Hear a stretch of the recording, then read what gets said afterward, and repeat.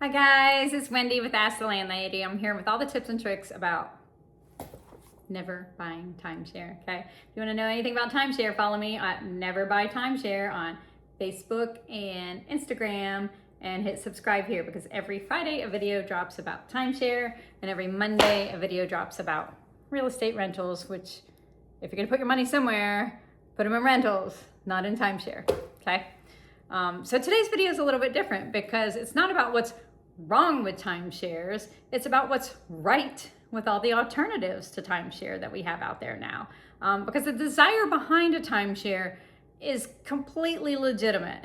You want a reliable, quality vacation. You might want to be able to do it every single year at the same place, same time, whatever. I just want to show you how to do all that without the manipulative contract and the high maintenance fees and the financial obligation that never ends ever. So let's get into it. I have several alternatives here. Alternative number one is to invest the down payment. The average timeshare purchase price right now today is $24,170. Okay, so that's let's say $25,000. That's the average purchase price. If you invested that money, the $24,170, in a diversified index fund at a average return, historically average return of 7% over 20 years, that grows to roughly $93,000. Meanwhile, you will have paid on top of that $25,000, $44,000 in maintenance fees for your timeshare, and possibly special assessments and yada, yada, yada. That investment approach is terrible with the $44,000 fees and the $25,000 up front. Instead, the $25,000 up front gets you $93,000, significantly more money and more vacation flexibility. What if there's some years you can't go? What if you want to go somewhere else? You can use any portion of that money to fund exceptional vacations wherever you want to go that year if you structure this correctly. Start early, invest that money, and start taking it out in your dividends and use that as your vacation fund, okay? That's alternative number one. Number two, home exchange programs. You can look at homeexchange.com and Love Home Swap. It lets you stay in other people's homes around the world in exchange for hosting guests in yours. Now that does mean that you probably have a house in an area, maybe you live in Orlando, or you live in New York, you live in a vacation spot that people want to go to. That's a great alternative for you. You just have some membership fees of a few $100s per year. You can access properties in tons of countries with no ongoing financial obligation beyond your annual fee. And many members report staying in properties far nicer than comparable timeshare resorts in locations that timeshares don't cover. So that's another good alternative, your home exchange programs. Alternative number three is just you're simply being loyal to one hotel. I wish I'd have started this earlier.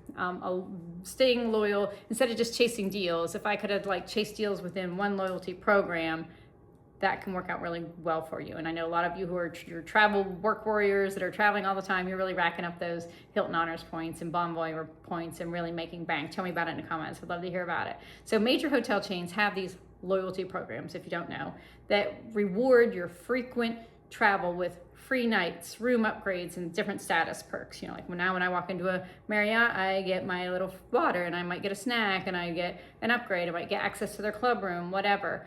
So if you took that $24,000 and spent it over those years in hotel stays over time, the equivalent to that timeshare purchase, you're going to accumulate substantial loyalty points. And you can use your travel credit cards, follow the points guy. He can tell you all about that, how to accelerate your points accumulation with everyday spending. You could, I pay attention on my Marriott Bonvoy card. If, there's times when I can get 2 or 3 times points for certain things, I'm going to use that card instead of another one to kind of accelerate that benefit. And you can go someplace different every single year. I use it to visit my kids in Pittsburgh. I need a night. Oh, I got enough points. It's free. Isn't that nice? It's nice when you get something for free.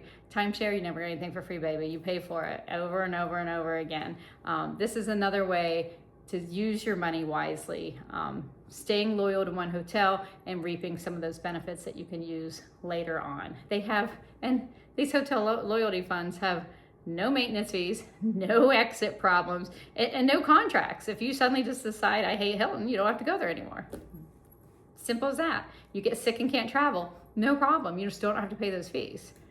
So, alternative number 3, stay loyal to one hotel over time and reap those benefits.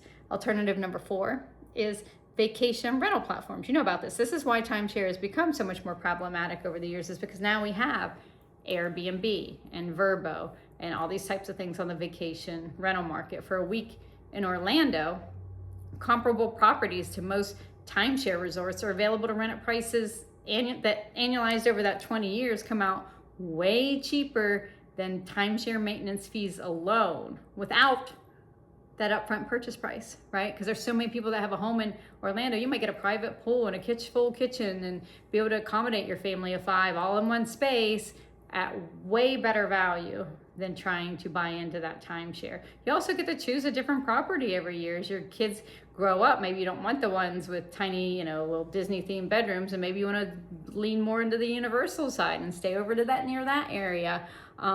You can do it at any price point. Say you want to skip a couple years from Disney and then come back. You don't still have to pay those maintenance fees or try to trade it in, which is near impossible. So check out those sites, the Airbnb and Vrbo. Definitely a great way to go, especially with your larger family, especially if you want some common areas and you want bring your grandparents along, you want your own pool, all sorts of great benefits out there. Check those out. Alternative 5 is just the all-inclusive. Everybody loves a good all-inclusive.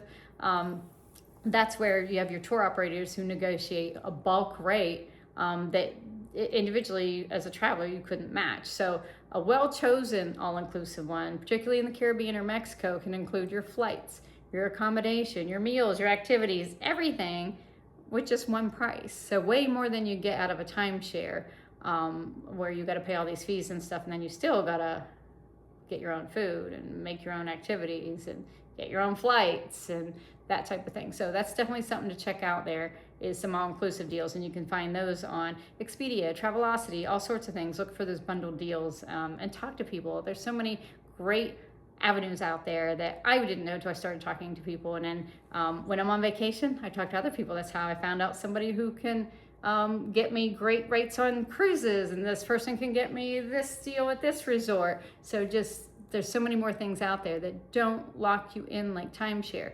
We get into that talk, we get trapped into it, they work on us psychologically, and then we feel stuck and trapped by it. There's so many other vacation opportunities out there. So the dream of a guaranteed great vacation is achievable without timeshare. Every alternative that I described in this video gives you exactly what the timeshare promised, and more, even more, without perpetual fees, exit challenges, depreciated resale value, ongoing increases in maintenance fees, without all of that. So tell me in the comments, I'd love to hear what your favorite alternative to timeshare is. Drop it in the comments. Let's build a resource list together. Maybe you're somebody who provides travel and has some great benefits, and I want to hook up with you. Tell me where I can get some good deals on travel outside of timeshare. So, and definitely grab my book, share it with the people who need to see it. And I'll see you next week, because a new video about timeshare drops every Friday. And I hope you are having a great time out there vacationing, not in timeshare. Have a great day.